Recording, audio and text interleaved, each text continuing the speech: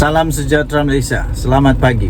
Pastikan anda terus bersama kerana saya ingin kongsikan kepada anda satu perkara yang ramai sudah lupa, yang mungkin Muhyiddin harap rakyat lupa, mungkin Muhyiddin anggap rakyat tak tahu. Okey. Rupa-rupanya, saya bacakan ini dulu ya. Anda cuba hadam. Panjang ya. Semuanya nampak berjalan lancar. Pada tahap itu sehinggalah Muhyiddin menggunakan kesempatan ketika pilihan raya kecil Kuala Kubu Baru pada 21 April lalu untuk mempertikaikan apa perlunya MOU jika Kerajaan Perpaduan ikhlas mahu menawarkan. Kesangsian ahli Parlimen Pago itu adalah terhadap syarat yang bakal dikenakan. Kemudian Muhyiddin cuba untuk membandingkan ketika dia jadi Perdana Menteri yang selalu disebut sebagai Perdana Menteri gagal. Paling gagal, Mac 2020 hingga Ogos 2021. Peruntukan itu diberi kepada pembangkang menurut dia tanpa mereka memohon atau diikat dengan sebarang MOU perjanjian. Cuma ini ya tuan-tuan dan puan-puan, cuma ini beliau tidak berterus terang. Cuma sahaja beliau tidak berterus terang bahawa peruntukan RM300,000 kepada semua wakil rakyat pada ketika itu ialah untuk menyediakan bantuan bakul makanan kepada rakyat ketika pandemik COVID-19. Ia tidak sama dengan peruntukan pembangunan kawasan atau CDF kepada semua ahli parlimen sebanyak 3.8 juta setiap tahun setiap orang.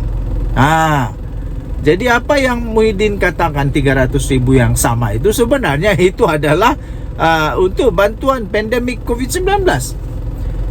Seperti yang didedahkan oleh Anwar sebelum ini, Muhyiddin tidak memberikan peruntukan kepada wakil rakyat pembangkang pun ketika beliau menjadi ketua pembangkang di Dewan Rakyat, dan ia hanya diperoleh di era pentadbiran Ismail Sabri Yaakob sebenarnya selaku Perdana Menteri ke-9 dari Ogos 2021 hingga November 2022. Mungkin Muhyiddin Yassin mengharapkan orang akan lupa dengan ini, ataupun Muhyiddin ingat rakyat tak faham, tak tahu, dan semua rakyat ini tak sekolah tinggi.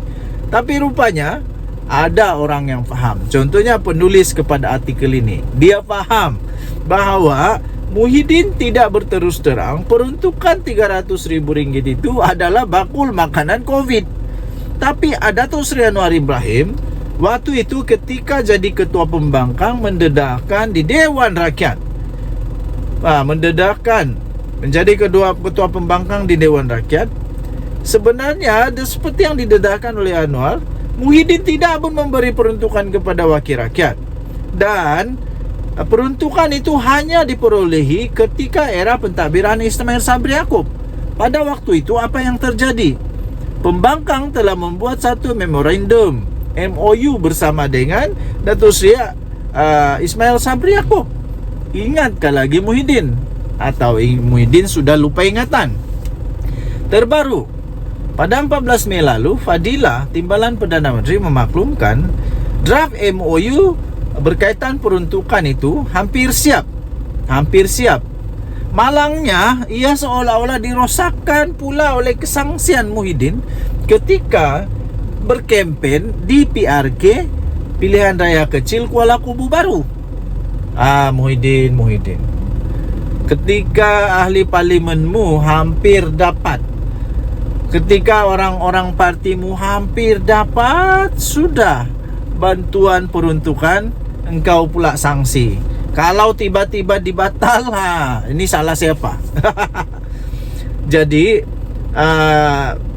Timbalan Perdana Menteri sebenarnya menyatakan bahawa MOU tu sebenarnya tak perlu pun, ya betul. Tapi kenapa perlu ada MOU? Supaya ada kerjasama, ada kesatuan, ada persetujuan bahawa itu digunakan semata-mata untuk pembangunan negara. Itu MOU dia. Kalau nak minta sokongan, minta maaf, nak bikin apa lagi sokongan daripada Perikatan Nasional? Kerajaan sudah dapat 2/3. Diorang tidak sokong pun tetap lulus juga. Sebab sudah 2/3. Undang-undang menyatakan memang 2/3. Okey, jadi bikin apa lagi? Di sebalik itu, Muhyiddin kata pihaknya akan menilai terlebih dahulu MOU itu. Apalagi mau dinilai? Ahli parlimen kamu tu memang tertekan, betul tertekan sudah. Rakyat perlu bantuan, dia ada duit, mau lagi menilai, apalagi mau dinilai. Sudah bincang, jika ada sebarang syarat agar ia tidak mengikat wakil rakyat pembangkang, dia kata.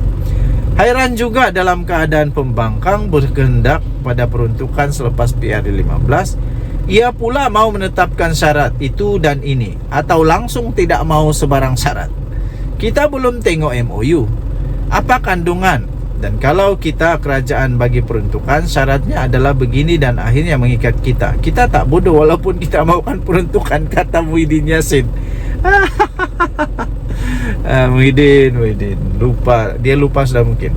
Muhyiddin perlu mengetepikan kepentingan pribadinya atas apapun sebab politik dalam isu peruntukan ini.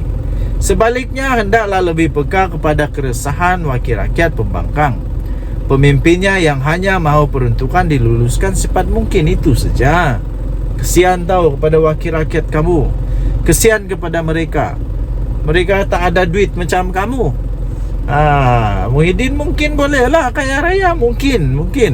Tapi wakil rakyat bukan semua kaya raya. Macam mana awak bantu kawasan parlimen? Jadi mereka hanya mau peruntukan itu diluluskan secepat mungkin.